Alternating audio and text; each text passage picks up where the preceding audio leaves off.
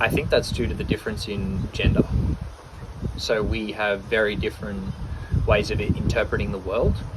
I see it through a masculine gaze, and they view it through a feminine gaze, and that makes us interpret different things. Whereas with Johan, we interpret things in a very similar way.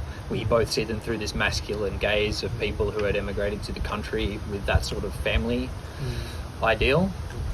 And my partner as well was a higher social class than I was, so it was there's also that differing gaze. They were a little bit more relaxed about time and money, and I was a little bit more stressed out about those sort of things. So things like that difference in the upbringing just makes the communication and closeness different.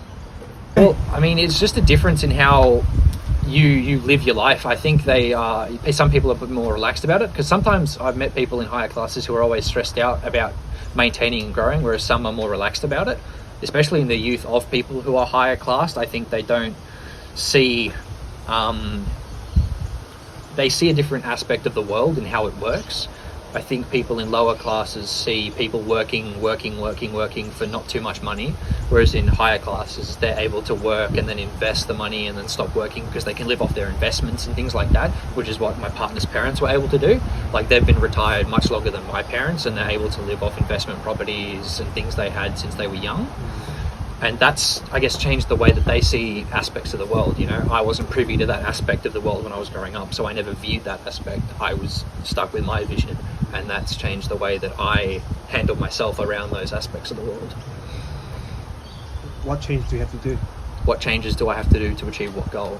No, what change do you have to around them? Like you say, you need to change a little bit around them. I just explain what I perceive to them. Okay. To her, and it allows her to think about it and understand the difference that we do share, and it allows them to, I guess, change their perception as well. And having multiple different perceptions allows you to be more rounded. See, as someone in a lower class, I was aware of the higher class perception on life, but was never acting upon it. But I was aware of it. Same with people who are more unfortunate than I am. I was less aware of that. So you look upwards rather than downwards, I think. Okay. So do you think your girlfriend have a harder difficulties understanding your perspective than you understanding her? Is that what you mean? Yes. She does bring up questions like, why don't you take a break? Why are you working so much? Take some time off. And I have to explain each time that I can't. I have to keep going, and it's parasitic in nature sometimes. Okay. Like working up to 16 days in a row without a day off, while studying as well. Like, I was working like 110-hour fortnights whilst doing full-time study, still passing my classes, because if I have to take time off to study, studying isn't worth it. So I had to do both at the same time. Like, for her, she doesn't work as much, she studies a bit more, and she spends more time doing those things, whereas I just, in my mind, I can't justify it, so I have to do it. That's the class difference. But have you noticed any class difference growing up? Not much. No, I felt like very sheltered, I guess, in terms of that. Like, Penno Hills, obviously very similar people. Like, most people didn't have financial struggles. I mean, obviously there probably was, but I never encountered people, or they never made a show of it, I guess. So I feel like very sheltered from that, which was that made it weird going to uni, because it's a whole lot of different people. I felt like going to uni was very surprising in terms of the amount of different people that were there. Tell me more. I don't know, in school everyone felt very similar. They've had similar experiences of growing up because we're all from the same area. But then when I went to uni, there were people who grew up in all different areas. A lot of people grew up rural, a lot of people, you know, grew up private school, public school, just different areas, and it felt so weird to be around people who had such different experiences to me, and it made them have like very different personalities as well, and different beliefs, and I thought that was really cool. It's really good to meet different people. Yeah. Okay. I don't know what else to say. Awesome. No, that's good. Have you also experienced similar like class difference that who might be well off than you or worse off than you? Okay, so I went to TAFE, and there were two guys in my TAFE class. They went to St. Aloysius. Very, very fancy school. They're very rich. I went to a formal with one of them, and we went to one of their houses for the prees. $5.8 million house in Newtown. It was so fancy, and I felt so out of place because everybody there was rich and fancy, and they go to all these fancy schools, and I was like, oh, I got a Penno. It was very awkward, but yeah, no, I clearly see that they were way better off, and they had more opportunities to do like all these big things, go on family holidays and stuff. But I don't know, it was weird. What was the encounter with them? Conversations with them? They were nice people, but you could tell that they knew they were rich. They had all the fancy equipment, and they were like pretty content with their richness. Whereas the iPad. The iPad. What? Izzy knows the two people that I went to the same TAFE, but like she wasn't in my class. no, but yeah, I met them. Yeah. They had really funny uniforms. Yeah, they like full on They like looked like fancy. nutcrackers. It was fancy uniforms. Yeah. iPad kids. iPad kids. Yeah. What does that mean? He had Carried his around an iPad, iPad. massive iPad, and he would like just have it out all the time, It was really funny. trying to scan people or something. I know, it was really weird. It was like you can make 3D models on the iPad. It was very weird. But yes, Really funny. yeah. What about the people who worse off than you? I feel like definitely. I don't know. Like in the workplace or when you do sports, Western Sydney. You don't really do sports, but okay. You don't know many people from like lower middle class and working class. Well, yeah, I definitely do, but I feel like there's not really much. I feel like people who are of a lower class are pretty good at hiding that Okay. sometimes, but the people who are in a high class, upper class people like to brag about it sometimes. Okay. So Easy? I don't know. Yeah, I guess some people are sort of good at hiding if their family is struggling, I guess. So, I think when you're young, you idealize like being rich, having money, right? Like, so on one end, you think it will be really easy, and then you kind of think, well, like if my parents could do it, I can do it too. And really, I think that comes from a level of privilege. Like we live at least I live around privilege. I am privileged, and I can say that openly that I am. But I think my experience as a person who's grown up in this area and seeing my family and my sister, who's 7 years older than me, be able to be a homeowner, a landowner at the age of 22, 23. She? Yeah. How come? I think that's because she stayed home and she didn't have to pay rent.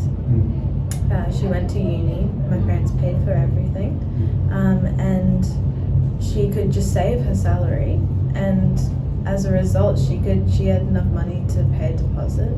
I think when you come from a level of privilege, you see that you don't have to follow the kind of rules and regulations that are set on you by the financial kind of like you don't have to go through I have to have X amount of money to then invest in a house. You have the kind of like you're taught this mindset that you make loopholes, and if you have the X amount of money for a deposit, then you can, you know, get this amount of money as a loan from the bank and this amount of money as a loan from your parents, and then pay it all off, and that's how you do it, right? And so I think a lot of people around me have the same kind of upbringing, that it's like you have your parents' backing, you have, you know, you've been brought up in a privileged environment where almost everyone is a homeowner.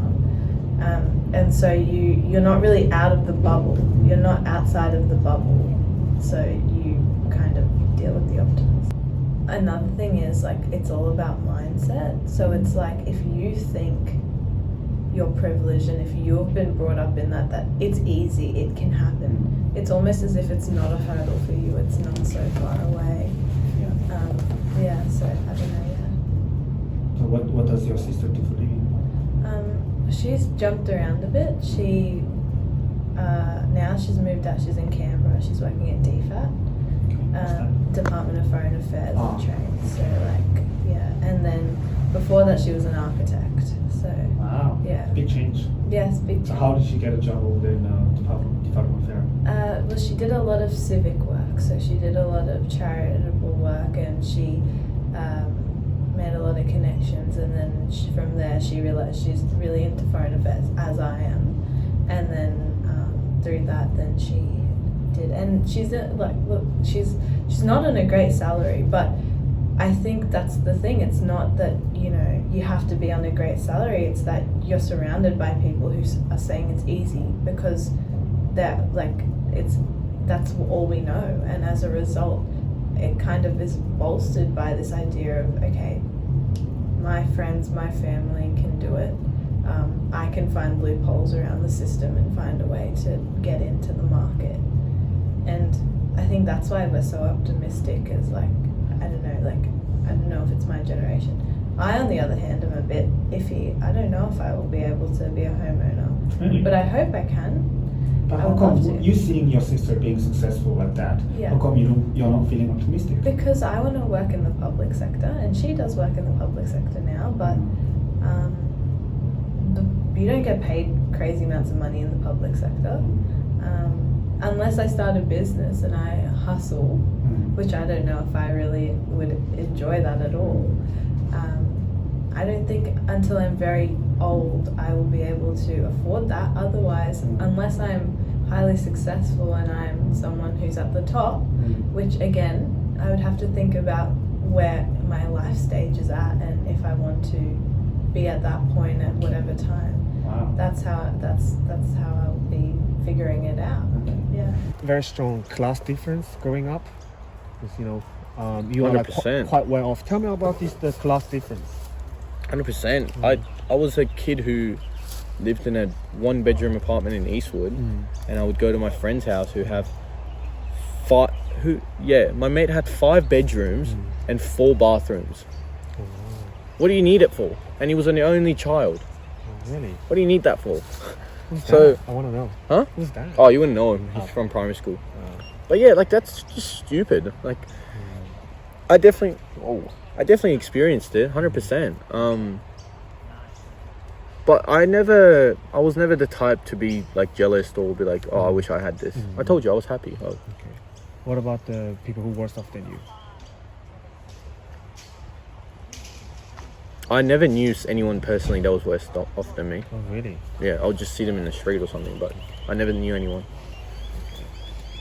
Because when you're doing sports, there are lots of the private school kids, they also do sports. And have you noticed the difference? Yes. What? I would walk to the game and they would come up with like a Maserati or something. Okay. You know, it's... What about the people you encounter with them? Did you notice a slight difference? Someone from the West, friendly. Hey brother, how you going? No worries, bro. Good game. Yeah. Even, honestly, fighting with lower class people is more fun than fighting with upper class people. Really? Yeah. How come? Because I remember we got into a fight one time at this club with like these posh kids. We were in like the northern beaches, and they were just like, they weren't doing anything. They just kept swearing and they just kept shouting. I was like, dude, if you want to fight, let's get down to it. Like, you know, they don't know I don't know. Maybe it's just I'm not used to it, but upper class people, everything with them, it just doesn't match. They just can't. They don't match with anything. You know, they can't. Like, you take them to a party, they don't talk to anyone. They don't socialize. I don't know. Dickheads. I don't like them. I don't have any friends from like the good areas. My good area starts in Penno and ends in Penno. And it just goes further down from there. Parramatta, Marylands. Okay. Do you have friends over there? Yeah, 100%. What kind of friends are they? Soccer friends. Okay. They're the funnest friends. Do you hang out together? Yeah. Do you party? No. Oh, okay. Most of them are like religious Muslims. Oh, so, really? Yeah. We play soccer a lot. Train. Iranian, Persian? Some, yeah. Okay. Some African. Because you're from Central Coast. Yep. And I wonder if you experience a bit of class difference, social class difference, like people from upper middle class or people from like lower class than you that you might have encountered in your lifetime, you know. I mean, the spot that I live in, there's like middle class and then like lower class. So I've been around both of those my whole life. You come down here, it's a bit different. Okay. You've got like your upper class as well down here. Tell me about it. What was the experience like to you? I don't know. I always just felt like certain people look down on people like me. I don't know. Could be the way I dress, the way I talk. I don't know.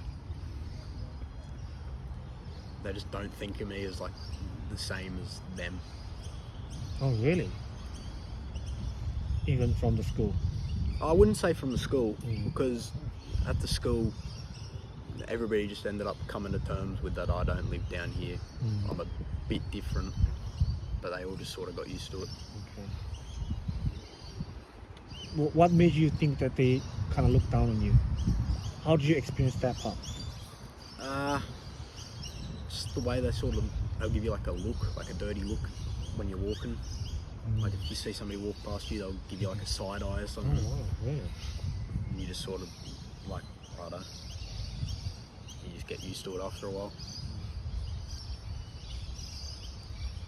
Have you tried to, I don't know, change to be more like them? No. I wouldn't change to fit in somewhere. I'm happy being myself.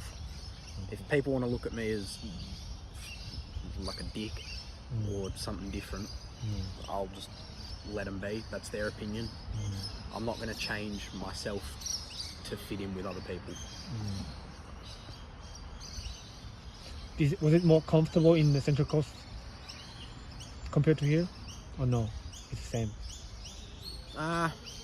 There's rich areas on the coast, but you'll find a lot of the time that they won't look down on you because they're just sort of like, because there's normally rich and then like middle class in one area up there, so they're sort of used to like seeing like people like me.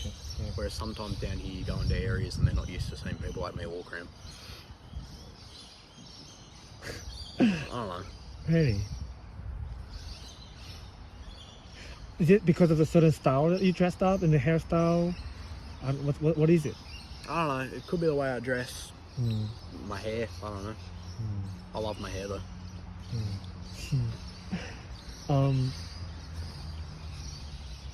Do you see these sort of class differences? Yeah, I definitely think that those differences exist, especially with like opportunities, resources, like, you know, finances, like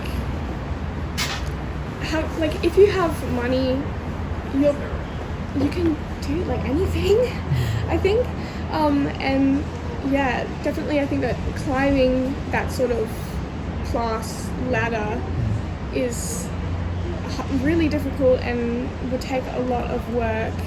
It's definitely not like achievable for most people, because, you know, if you're like,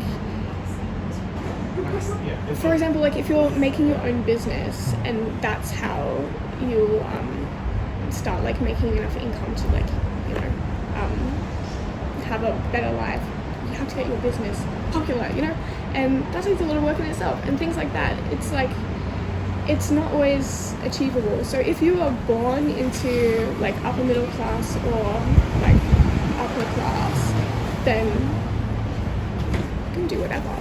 But if you're like middle class, lower middle class, like those like opportunities, you can't just really do whatever you want, or it might not be achievable for you to do that, I guess. I feel like I think within the middle class there are definitely like groups. Like there's a difference between like the top end and the bottom end, and like that varies like quite drastically. You know, like somebody who's upper middle class might like have their own house. Some property even. Yeah, maybe multiple. You know, people are like landlords and like rent out their like multiple properties to other people. Like, wow, that's crazy. And yeah, they like are grouped into the same sort of thing, but it's like doesn't mean that their circumstances are the same. I think money and class are two different things in my mind. Oh, okay. I think class is a lot more than just the $3 million that you have, $300 million that you have. Class is, do you adhere to the social kind of norms within that class? Do you want to be a part of the whirlwinds that come with being in that class or that class or that class, you know? And when you like, you know, think about that and, you know, like say, okay, I have $300 million, is that going to fit with like the social class? Like sometimes I say, oh, I would love to be rich so I could buy a house by the beach, and then I'm like, but do I want to deal with all the like rich, like, you know, the things that come with being rich, you know, like in terms of, do I want to deal with like going to galas and doing this and talking to other rich people and having to look at their point of view, which would be very different to my point of view in life. And that like those like, it's not, class isn't just about the money that you have. Class is about the social characteristics that you also have. And I think that's that's how I see class. Yeah. And so in that sense, like, you know, someone might have $300 million and climb up in terms of like quality of life, but are they adhering to the class systems, or is class, the way we see it, going to change in the future as a result of people, you know, trying to climb up socially? I don't know if I'm very much like saying this in the right way. From social perspective, she's doing something quite prominent and important job in the society, like, you know, for the government as well. So maybe it's also more than just middle class, because of nature of her job gave her different resources, like you say, what she's encountering everyday life as well. Like she will be hang out with someone who's, I don't know, working for the government high up. Yeah, exactly. She access to all those resources. Yeah. And I think like the types of people she would probably interact with and stuff would be there, and that would probably like, you know, she would then have the social standing, plus then one day might be making the same amount of money, and there you go, that's class. Maybe that pairing of the two. Do your parents own a property? Yeah, well, there's a mortgage. So, yeah, but you know, it's a modern economy. You will own nothing and you'll be happy. The real difference between renting and mortgage is just the class difference. It's pretty much the same thing when it comes right down to it. Okay.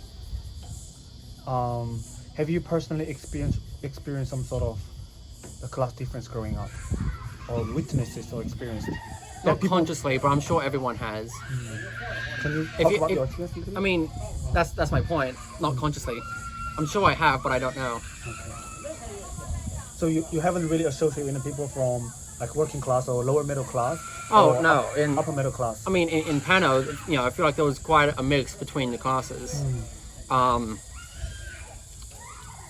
You know, in high school, especially before year 10, I just sat around the essays and most of them, you know, were like, oh yeah, we live in like single family, you know, like 2-room homes and stuff. I'm like, yeah, okay. So yeah, there's a mix. It's just, I mean, it sounds really middle class for me to say, but you know, if people's more rich than me or they're poorer than me, it doesn't affect my perception of them whatsoever. What does that mean? Well, it just means I don't look down or up to anyone or anything like that. I mean, I would say being in a middle, you know, growing up in a middle class society, you are around, or just in the middle class, you're around people who are too rich to have jobs that danger their lives, but they don't get paid enough to do anything above the average amount of critical thinking. So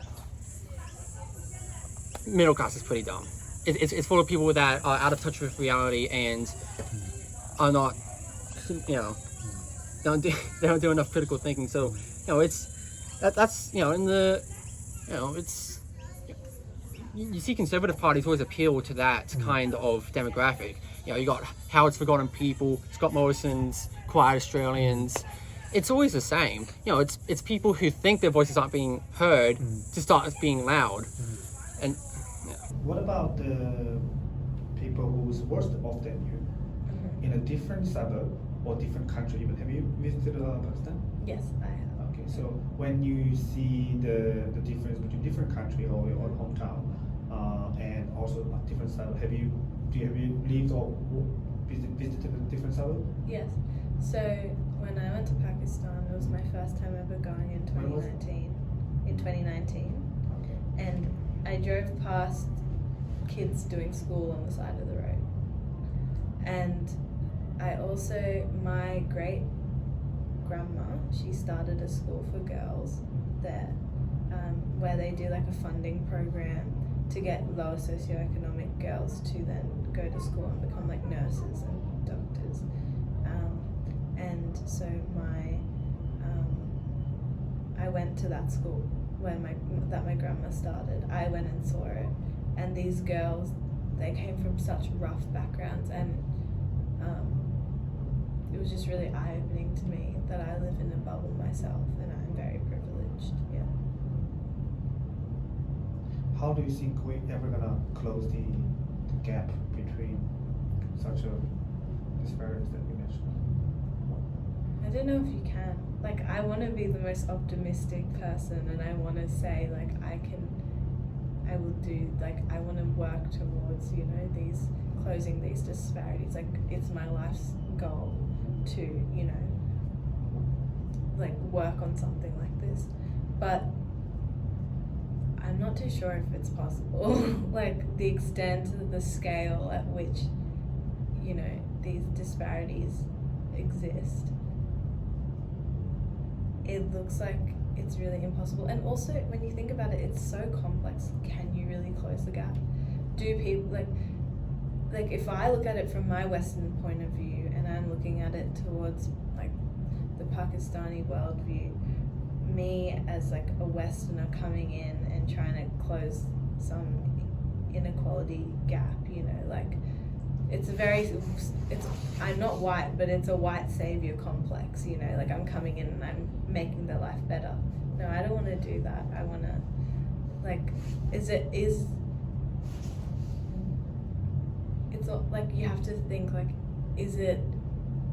do I want to, like, is it most beneficial to close the gap, like, in these disparities? Like, the systems that we have in place, they're so complex. Like, it's just very interesting. I don't know. Yeah. So let's not looking through the Pakistan for a while. Okay, let's ignore that they're not there. Let's only looking into what happened in Australia. Yes. Okay, you know, the class system within Australia. I think we need to fund public education. We need to fund public education and, you know, like really boost, like really invest in infrastructure, like new schooling, new resources. and budgeting for that. But that then becomes very political, right? Like that then goes to like this whole idea of like, okay, how much funding are private schools getting? Is that funding compared to public school funding equal and equitable? If it's not, whose vested interest is there that is choosing this funding, the amount of funding that schools get, is that part of a corrupt system that we're like a political system that has parts that like have corruption, like it's just like things like that. I think it's much more complex than just we can do one thing and it will close the gap or make it better or make it worse, How come you feel like you feel less than other people? I don't know. Just suppose where I grew up, it's not like the houses up there aren't as flashy like where I live as they are down here. Like some of the boys that I'm mates with live in ridiculous houses. Really? Yeah. Who's that? Oscar, Mason. Oh shit! But Mason, you can't believe in Mason. Mason's house is better than everyone else in the school. You can't compare yourself to the Mason and then you feel shit about yourself. That's not I on. don't know. That's just how my brain thinks. That's just the way it thinks every now and then. But then I sort of look at Mason and then I realise he's almost the same as me. Like, he thinks the same as me. We do the same stuff. He's just got a bit more money than me. How does that make you feel? Doesn't bother me that much.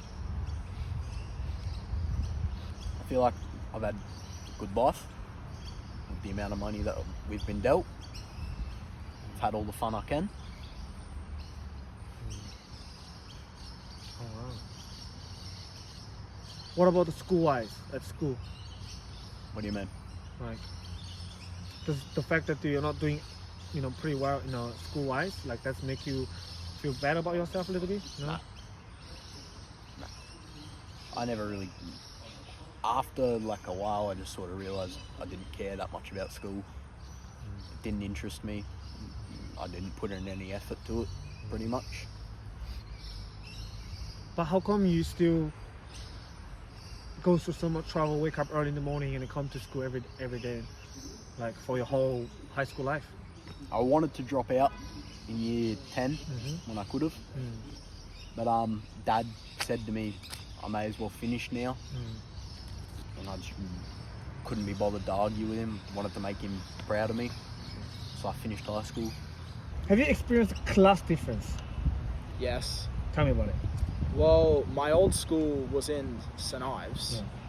Yeah. And like, you go to my mate's house and like his dad runs some multi-billion-dollar business. He's got like a Lotus, whatever.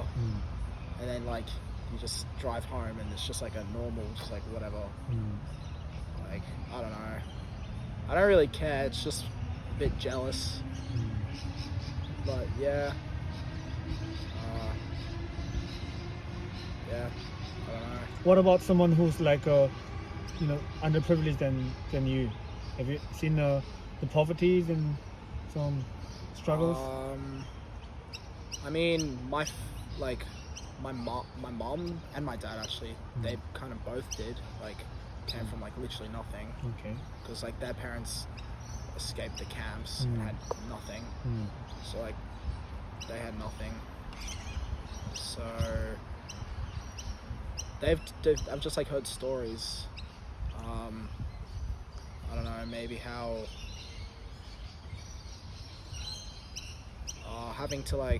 mom having to like work to pay for like her mom's dinner and all that stuff. Like, I don't know. I don't really remember, but yeah. Do those stories, motivate you a little bit? Yeah, for sure. Yeah, I just want to I want to be like the best. I want to make my parents happy, I guess. Have you personally experienced some sort of like class difference growing up?